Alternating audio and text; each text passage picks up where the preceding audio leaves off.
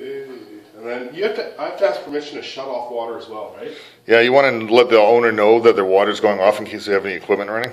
Oh. Shutting off water. Okay, take my pressure. Air pressure. 0.8. 9.8. Okay, valve inputting pressure up the board.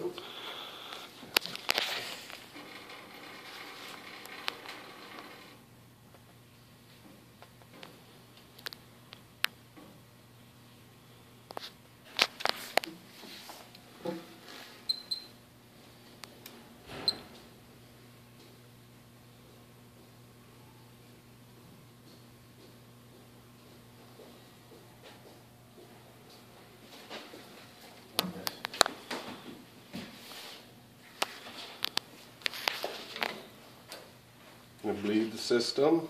Start with valve number 4. Come back over to valve number 1. On, off. Valve number 2. On, off. Valve number 3. On, off. And number 4. Off. I'll hook up my equipment. Valve number 2.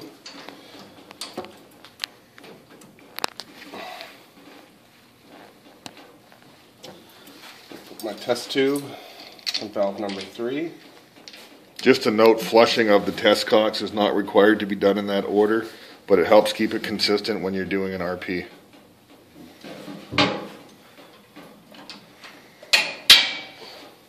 Put my high hose, valve number 2.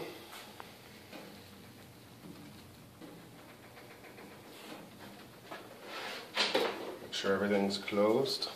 I'm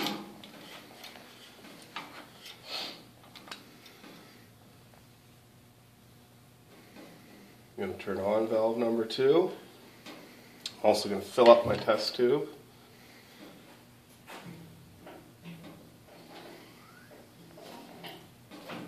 To the point where it overflows.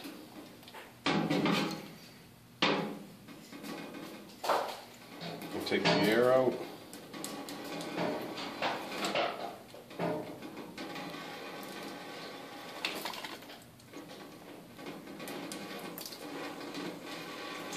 There we go. It's done. Now I'm going to shut off the water to the main house. I'm going to ask the owners, tell them, let them know. Shut it off slowly. Shut off number 2. And shut off number 1. Okay. Now we're going to turn on the test tube on valve number 3. Until it overflows. On. Once it stops overflowing, you can get rid of that on the top. Now we're going to wait until our gauge settles and start our timer for 2 minutes.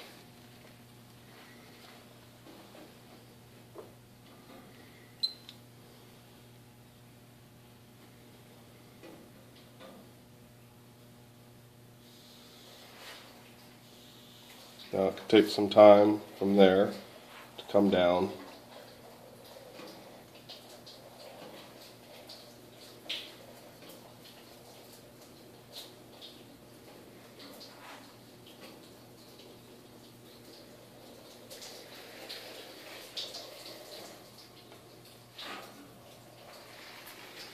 Okay, so I think it's settled, so I'm going to start my timer, but if it goes down more, I'm going to have to reset my timer.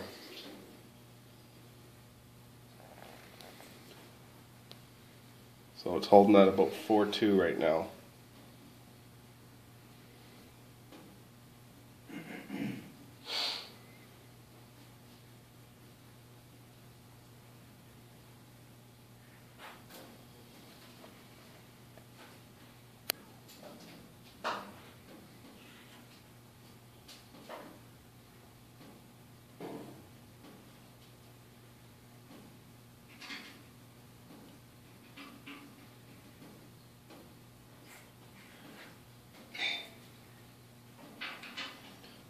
So 2 minutes is up. and it has stayed at 4.2. So I'm going to go to my paperwork and write that down.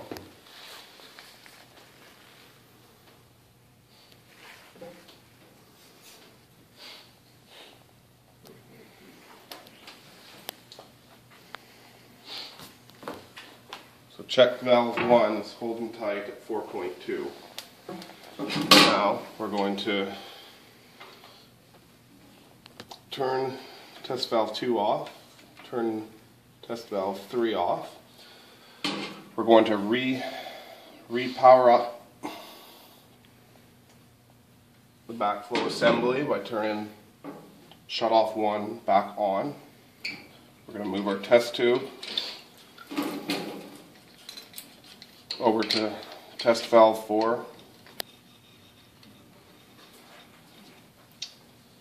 Move our high hose over to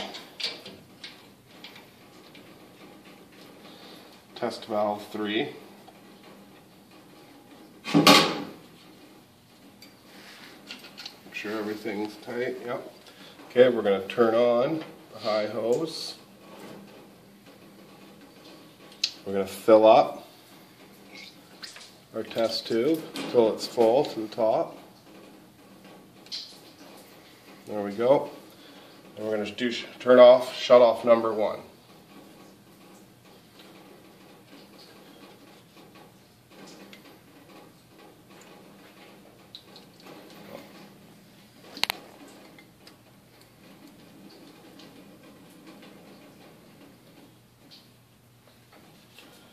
Okay, now we'll go to valve 4 and we're going to do the exact same thing as we did for check valve number 1.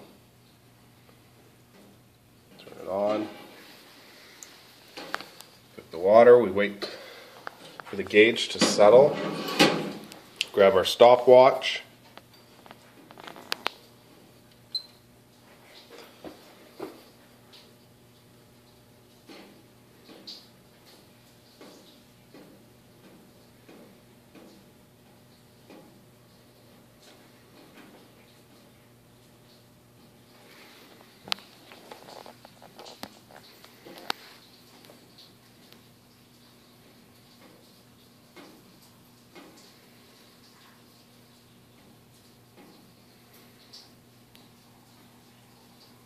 So check valve 2, we're sitting at 4.4 right now.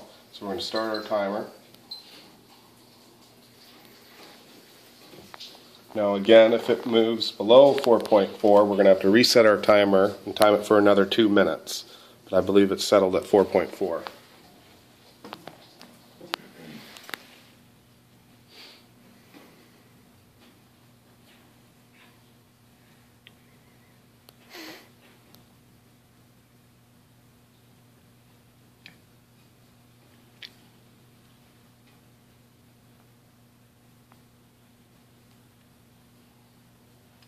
Okay, so 2 minutes has passed. Looks good, still at 4.4. So we're going to go to our paperwork. We're going to write that down. Check valve 2, 4.4. Check valve 2 is closed tight. Okay, now we're going to shut everything off and take the static pressure of the system.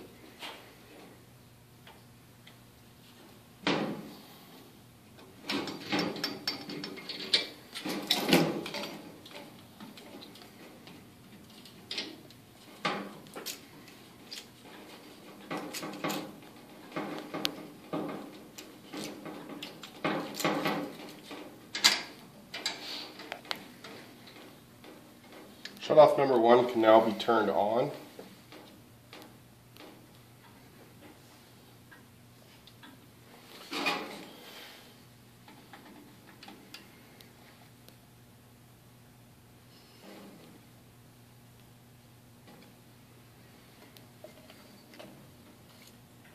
Bleed the air out of the system.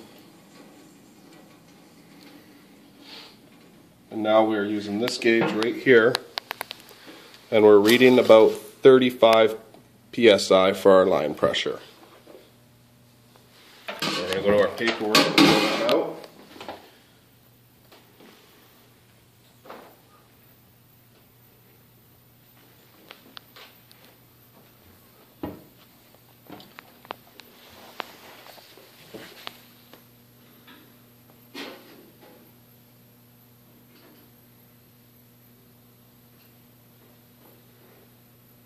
So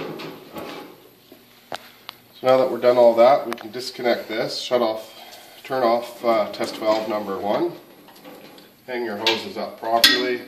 We're going to dry off the assembly. I'm going to check for any leaks.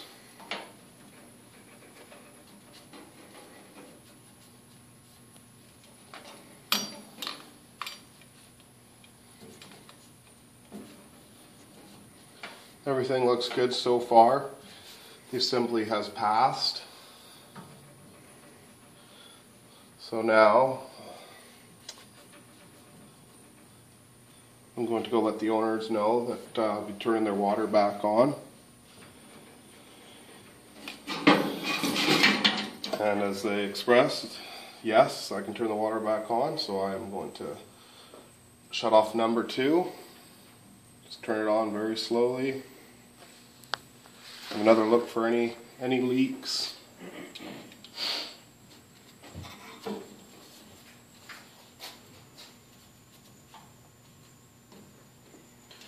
Everything looks good.